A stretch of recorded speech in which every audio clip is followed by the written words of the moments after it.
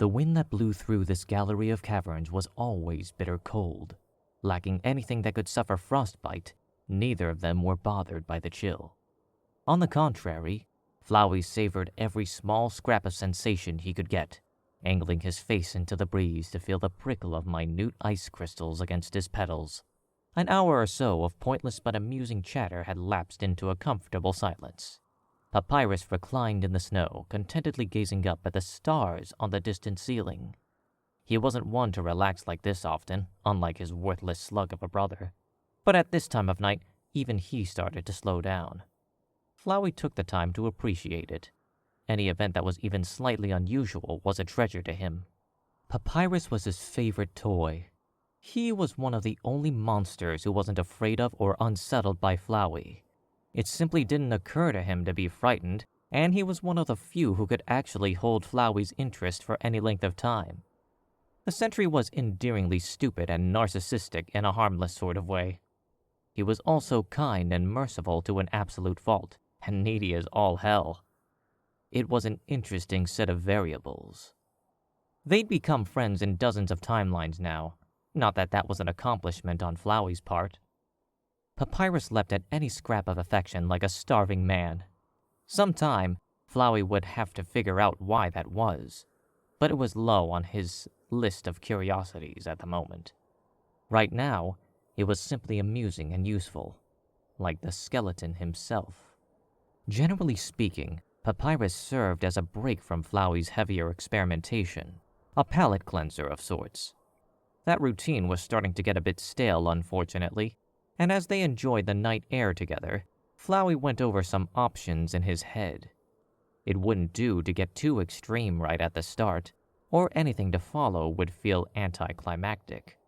Besides, sadism was one thing, but thoughtless brutality on its own was dull. He could do better than that.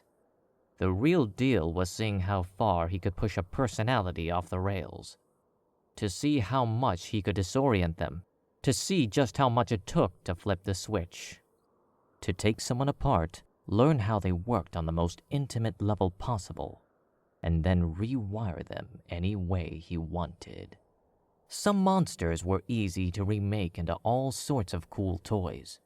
Some were just easy to break, or broke in spectacular ways.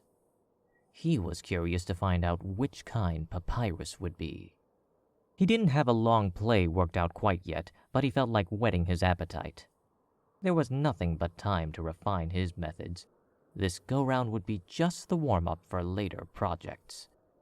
Hey, Papyrus! Yeah? You're my favorite skeleton. Of course I am. Papyrus beamed. It was a sight to see from someone who was anatomically predisposed to smiling already. You're my favorite magical talking flower. Flowey poked his tongue out, grinning. Ah, shucks. If I had blood, I'd be blushing right now. A flower with blood sounds pretty gross, Flowey. Yeah. Flowey said with a genuine chuckle. He loved that Papyrus could surprise him like so few other monsters could, even if it was in such small ways. That would be pretty messed up. They were quiet again for a few minutes. There was no rush.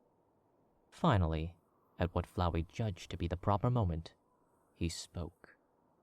Papyrus, we're friends, Yes. right? Papyrus said before Flowey's right had even passed his lips. We're great chums. Flowey smiled. I'm glad. Papyrus needed reassurance like flowers needed water. He responded even better to others calling on him for reassurance. It was always a good string to pull. Papyrus said after a minute of oblivious silence. Is something on your mind, friend? Because I'm a great listener. As a matter of fact, Papyrus, yes, there is something on my mind. I was just thinking about how tough you are. Really? Now this really had Papyrus's attention. Yeah, I feel really safe hanging out with you. You want to know a secret? Papyrus nodded furiously. Enthusiasm practically radiated off him. A funny thing about him, Flowey thought, was how his prodigious self-love tended to extend to others. One would expect the opposite. He was a regular sweetheart. Flowey wiggled his leaves thoughtfully. Did you know I wasn't always a flower? Papyrus pushed himself up on his elbows. Get out of town. Really? Yeah, silly goose. Flowey winked. There's a reason there's no other magical talking flowers around here, you know? Oh, well, so what were you before? Were you cursed? Papyrus asked, steamrolling over any chance at answering. Are you under an evil spell? It's not the kind that's to be broken by a kiss, is it? Because I'd like to point out right now that I don't even have lips, and as much as I... Papyrus, there's no need. Flowey said, gesturing for his friend to settle down, which he did. Papyrus always listened to him. He was good like that. You certainly have an active imagination. But no, I wasn't put under a spell. What happened to me was stranger than that. He paused briefly for the sake of building a little suspense. Papyrus was back to hanging on his every word. Such a good boy. The skeleton would have been on the edge of his seat if he weren't sitting on the ground. Well? Flowey beckoned him to lean closer, and he did so. I used to be a really strong monster. A really rare, special one. I was a boss monster. Flowey bounced on his stem and watched Papyrus's jaw drop. Wow, wee! I know, right? Don't tell anyone. Papyrus shook his head. If there'd been any kind of a brain in there, Flowey mused that it'd be getting pretty scrambled. I bet you're wondering how a boss monster ended up as a little old flower, huh? It's a super big secret. So, I'll whisper it to you. Papyrus obliged to lean down close enough that Flowey could whisper into the spot where his ear would have been. I died. For a second, Flowey was sure Papyrus would fall over. He shot upright, gasping. Crazy, huh? Flowey said, cutting Papyrus off as the skeleton opened his mouth to speak. I should have disappeared. But instead, I got stuck here. In one of the flowers I fell onto when I died. He shrugged his leaves. Don't ask me how. I could see my own dust around me when I woke up. That's awful. Papyrus clutched his cape around himself. He settled back down on his knees, looking down at Flowey with deep pity. Flowey's parents had both given him that same look once upon a timeline. It didn't piss him off nearly as much coming from Papyrus. Papyrus hadn't been the one to drop the ball and let him get killed in the first place. Yeah. A bunch of humans came after me when I was just a kid. They beat me to death. Oh my god! Papyrus gasped. He covered his mouth with a gloved hand. No! Sad, huh? Flowey drank in the sight of Papyrus shaking in the snow. He enjoyed Papyrus's compassion, even if it was the emotional equivalent of tossing diamonds into a bottomless pit. The pit would accept the tribute gladly. That's the saddest thing I've ever heard. Papyrus said, fighting back tears. Nah. The real kicker is that I was strong enough to have easily killed them. I could have wiped that miserable village off the face of the earth. Papyrus started. Sorry. Flowey said, giggling. It's a sore spot. I'm sure you understand. Getting murdered is no fun at all. Gosh. I bet not. Papyrus stammered, settling back down. I didn't believe in fighting back then. I was just a kid. A nice kid. Flowey bobbed on his stem cheerfully.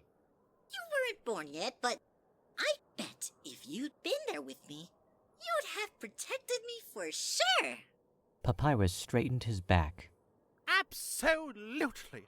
No way would I, the great Papyrus, have let those humans harm you. He frowned, staring down at the snow.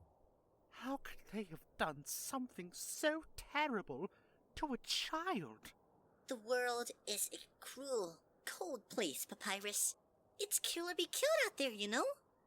I didn't want to believe it, and look where mercy got me. Papyrus had no response for that but to pull his cape tighter around himself. He had no body heat to warm him. Just a self-soothing reflex that accomplished nothing.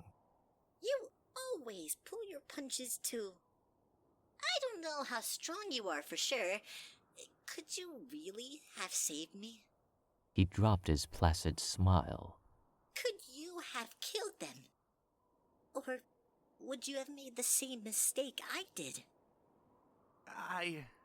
Papyrus glanced around at everything but Flowey.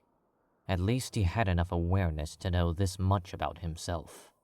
Merciful to a fault. It was what was holding him back from his goals. He was either ignorant of the realities of the world, or chose to ignore them in favor of how he felt things ought to be. Flowey had never quite been able to decide which it was. Either option was a mark of stupidity. It would be interesting to see how much of that stupidity could be corrected. Flowey's smile slipped back into place. I don't want to bum you out, Papyrus. I'd like my sad fate to do some good in the world, you know? I told you my secret because I thought it might help you. Papyrus cocked his head, a habit he'd no doubt picked up from the town full of mangy mutts he lived with. Help me? I don't follow you. Well, silly, I want you to learn the lesson I died to learn. Flowey stretched, pulling more of his form above ground. We're going to try a little exercise, if you don't mind, He said, voice dripping sugar and tar. Papyrus backpedaled, an awkward crab walk that had him stumbling over his cape. I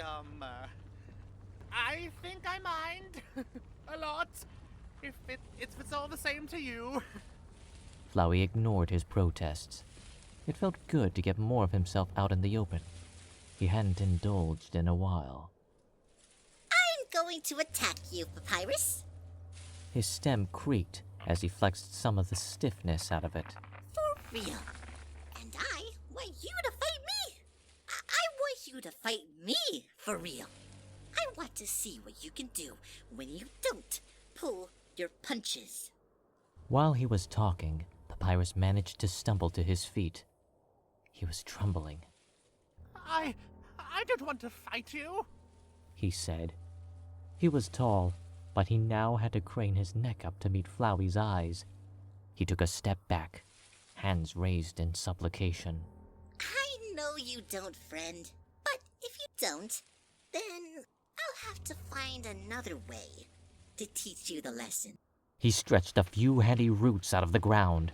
They swished through the chilly air with satisfying whip cracks, fencing Papyrus inside the small circle that would serve as their arena.